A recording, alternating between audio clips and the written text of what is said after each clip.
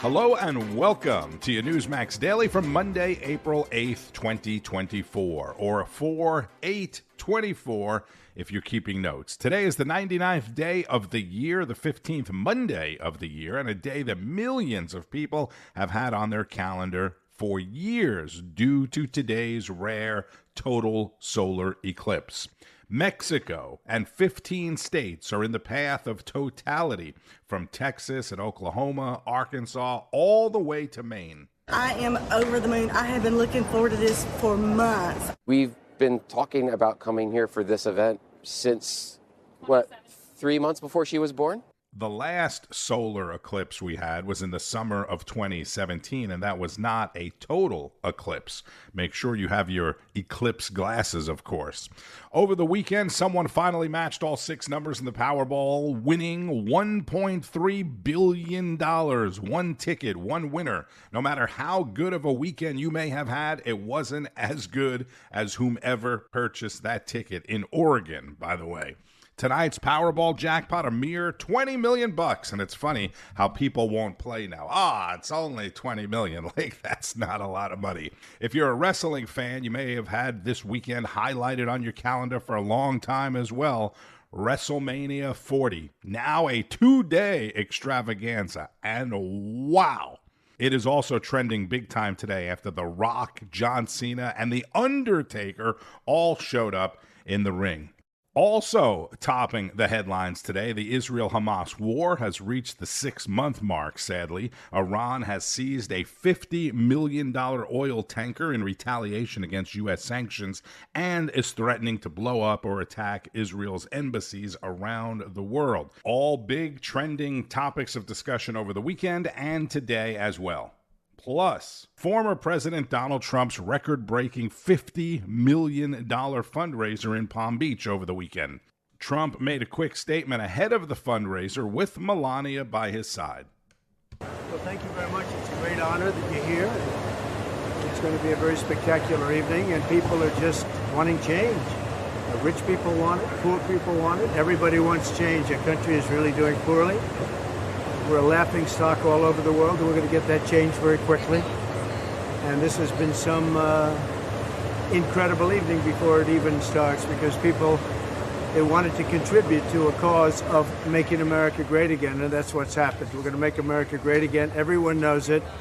The election's going to be in now a little more than 6 months, and it's going to be the most important, I believe, election we've ever had. I think it's going to go down as the most important date in the history of our country. That's November 5th, will be the most important date in the history of our country. And thank you very much. Thank you very much for being here.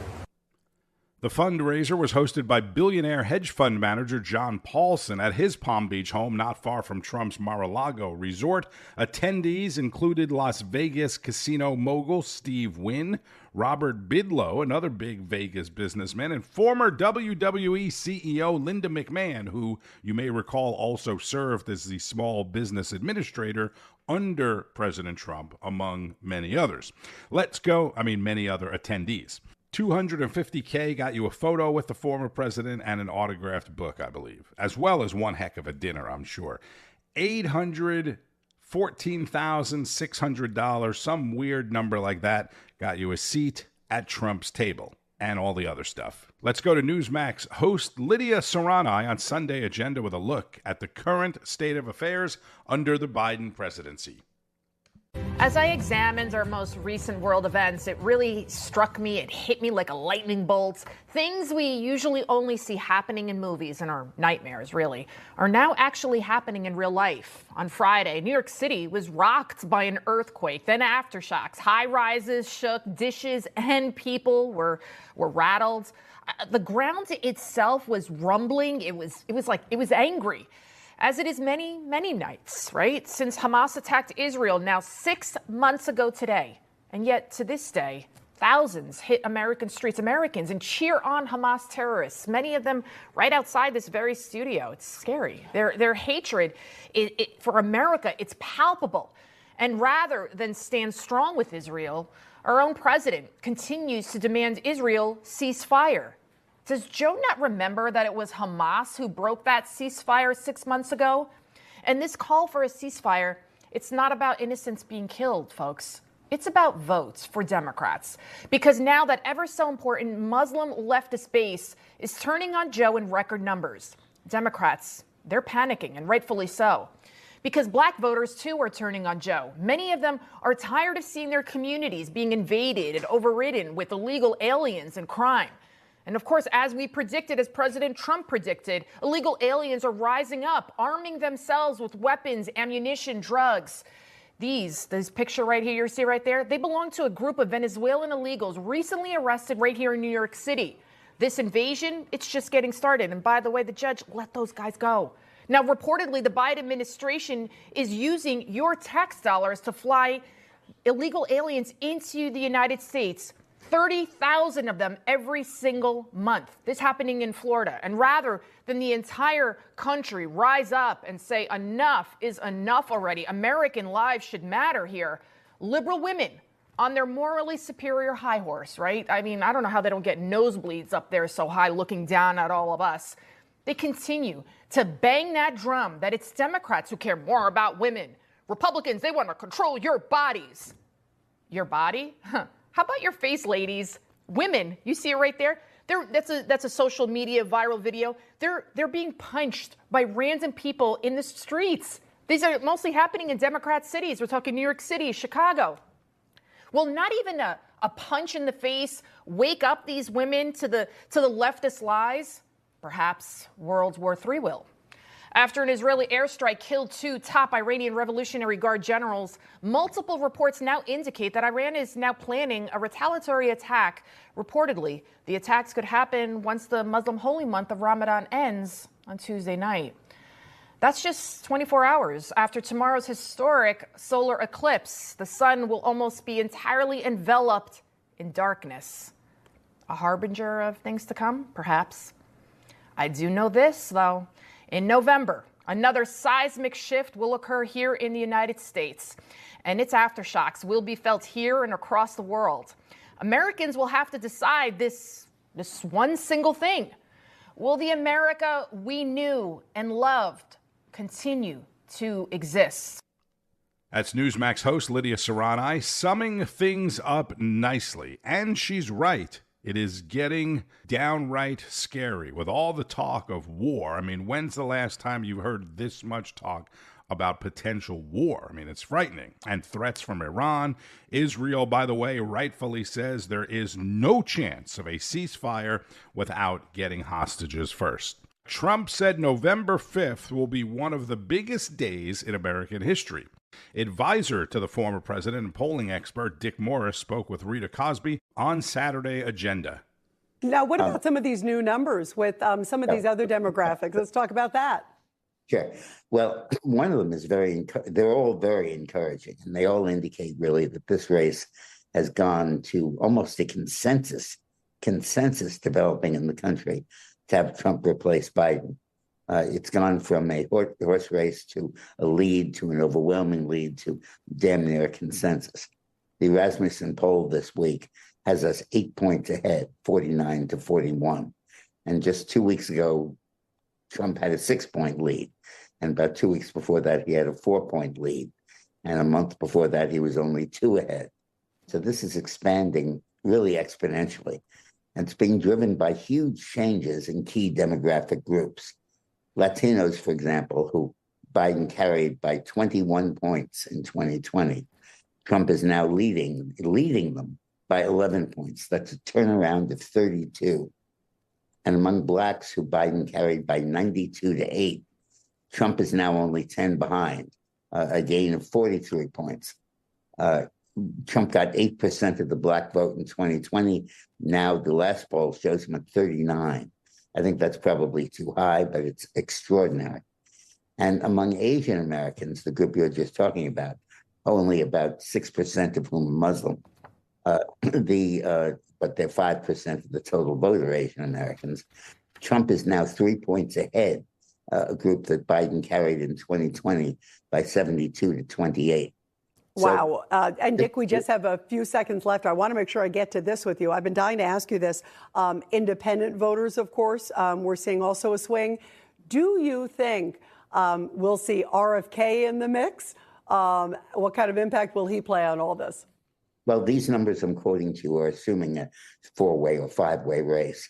So Kennedy's in these numbers. I think it's very helpful to us. But I think you have to appreciate the seismic change that is taking place every week in this race. Biden is just absolutely off the charts at the bottom end.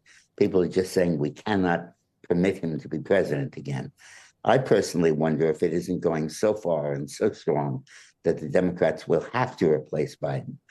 Trump advisor Dick Morris on Saturday agenda. So President Biden now has a major Middle East conflict on his resume, along with the U.S.-Mexico border debacle. Texas Governor Greg Abbott had a great conversation with our Greg Kelly. When we started busing these illegal immigrants across the country to sanctuary cities, it showed two things. One is sanctuary cities were lying about saying they wanted all these illegal immigrants, because as soon as they had to actually deal with it, they said, no, stop. The second thing that it did was to change the political conversation across the United States, because when New York, Chicago, L.A., Washington, D.C., when they actually had to deal with illegal immigrants, that brought to those cities what is exactly going on the border. And this made this a national issue, and in part has led to the downfall of Joe Biden in the polls on the immigration issue. It's about a year ago, maybe more, but you met Joe Biden at an airport tarmac in Texas, and you presented him with a letter. I think it was some suggestions. Tell us about, before you tell us what was in the letter, and you've spoken about that before, was he receptive at all? There was something about that moment that I don't think he was getting it, but you were there. So I think I caught him off guard, because he got off of an airplane. It's kind of common for a governor to meet a president when they arrive on a tarmac. I think he was not expecting to be handed a letter, and I reduced it to a single page, made it easy so he could read it and understand what I had in it. And I had in there things that he could do immediately without any further action by Congress to make sure he secures the border. America does not know this, because Joe Biden lied to America by telling America that he needed Congress to take action. The fact of the matter is, when Joe Biden took office, there were laws already passed by Congress that do three things. It requires the president to deny illegal entry to anybody coming in illegally. It requires him to detain anybody who gets here illegally. And it requires the president to build border barriers. He's not doing any of those three things. And I handed him a letter to tell him exactly what he could do. He never even responded to it. What do you think the motivation is on his part? What, if you really got down to his core, why is he allowing this to happen? Why won't he take those steps? What's going on there? Part of it is listen, the left-wingers in the Democrat Party, like Ocasio-Cortez and others like that, they are demanding this. Remember, there was a poll recently showing about 20% of Democrats believe that we should not have borders in the United States of America. And he's trying to appeal to the far left of the Democrat Party. Second thing that we know, and that is that when you look at when a census is taken for purposes of apportionment for the number of members of Congress and electoral college votes, what they look at is not citizens, but residents. And so even though people are fleeing California and even New York, going to states like Texas, there are illegal people coming to New York and California, where they will be able to maintain the same number of members of Congress as well as electoral college votes. Which Texas Governor Greg Abbott in the NEWSMAX New York studio with Greg Kelly. Republicans have said almost since the very beginning that the Democrats' motive is to gain more voters. Hold on to power at all costs, even if it means destroying the country. It's sick. If it were Republicans or Democrats, it's sick. Which leads me to a must-hear segment from Friday's Chris Salcedo show. If you want to know what guides a conservative like me, I think the great Ronald Reagan broke it down into its essence. No government schemes are going to perfect man. We know that living in this world means dealing with what philosophers would call the phenomenology of evil, or as theologians would put it, the doctrine of sin. There is sin and evil in the world, and we're enjoined by Scripture and the Lord Jesus to oppose it with all our might. And it doesn't get more evil than the left and their lies. The left lies about others to avoid the truth about themselves. An election season primer is the focus of today's preamble. The home of hate on cable is, of course, MSNBS.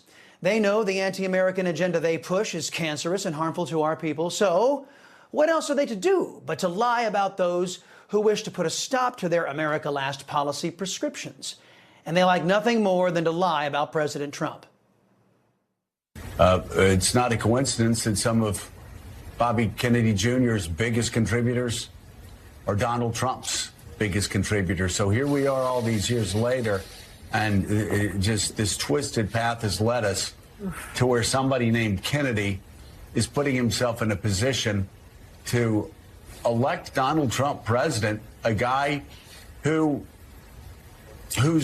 life now is dedicated to reversing the work of Martin Luther King and Bobby Kennedy. That's Morning Brzezinski, the morning show over at MSNBS, the show that threw a fit about having opposing viewpoints on their air, resulting in Ronna McDaniel's firing. Let's deal with their specious claims one at a time. As history shows, assassin bullets tragically killed the great Dr. Martin Luther King and Bobby Kennedy and JFK. But is it Trump who's setting up RFK Jr. for a potential assassination? No. That would be Morning Brzezinski's favorite occupier of the Oval Office, Joe Biden.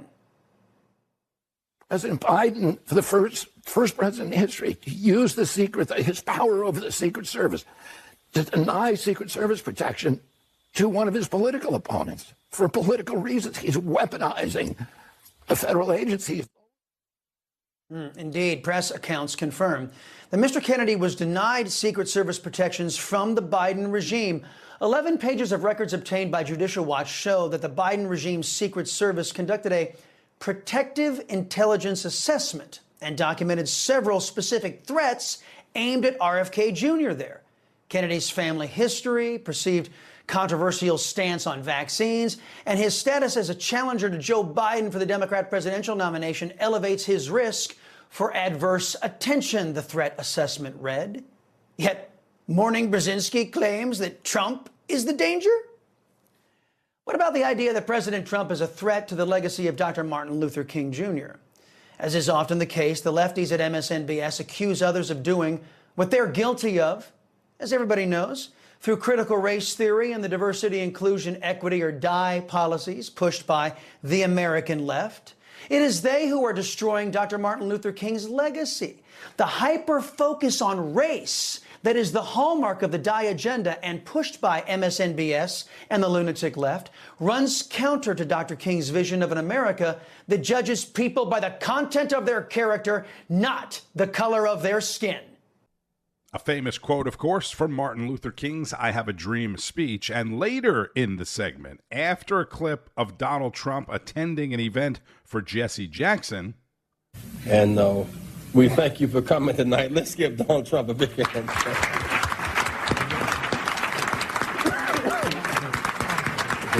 A big hand for Donald Trump. Yes. Big hand for Donald Trump. President Trump is no racist. And as you can see, the host of Morning Brzezinski is a charlatan and a liar. You want a discussion about race, Joe? Come on this program. You and I, your liberty-loving Latino, we'll have a little discussion about race, you coward. But that's all they traffic in over there at MSNBS, cowardice.